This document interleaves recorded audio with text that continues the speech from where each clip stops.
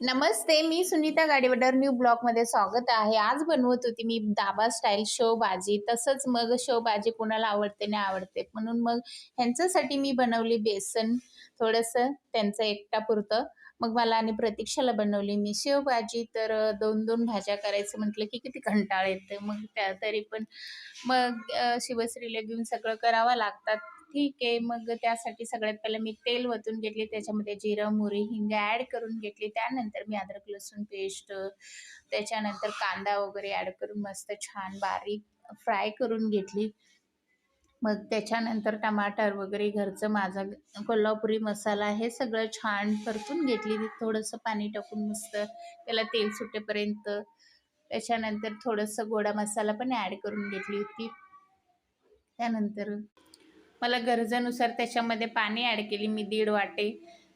त्याच्यामध्ये मग उकळी छान 2-3 उकळी आणून घेतली. त्याच्या शेवटला मग फरसाणा टाकली आणि गॅस बंद करून टाकली. शेव टाकल्यानंतर कसं शिजवलं की मग भाजी सगळं ते मऊ होतं. मग सगळं ते मग हे चव नाही लागत. त्यामुळं गॅस बंद करूनच